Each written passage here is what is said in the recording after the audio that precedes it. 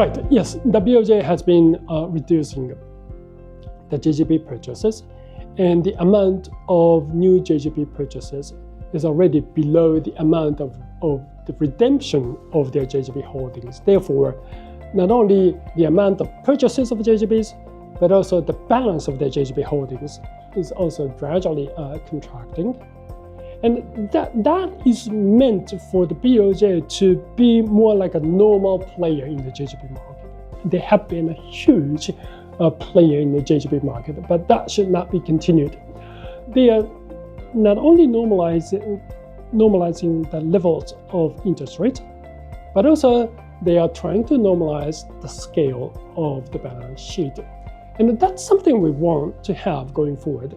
But at the same time, as you pointed out, we have seen a surge in the super long zone of the JGB curve, which is more like a reflection of fiscal policy rather than monetary policy. Takaichi has given an impression that she will be involved in expansionary fiscal policy, and I think that impression is a right one. However, she will support expansionary fiscal policy more in a responsible manner, or more in a sustainable manner, i.e., we are not just going to increase JGB issuances. She will do two things. First, she will be selective in terms of government spending. If she wants to spend more on something, she will spend less on something else. Two, we have been enjoying a rapid increase in tax revenues, particularly over the last 3 or 4 years due to inflation. Her idea is that let's pay back such tax increases based on inflation to those who paid inflation taxes. So simply issuing JGBs is not a major way of financing in her fiscal policy management.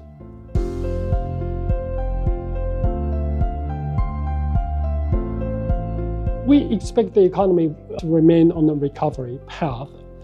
When we keep that in our base case, one important conditionality is that we expect Japan's real wages to finally move into positive territory due to two factors. One, we expect Japan's wage hikes will remain around 3% next year as well.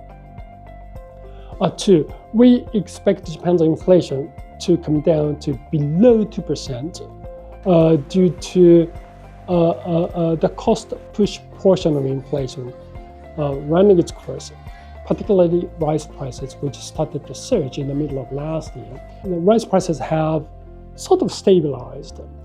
So this expected slowing inflation to below 2%, coupled with expected wage growth of around 3%, will bring real wages into positive territory, like 1%.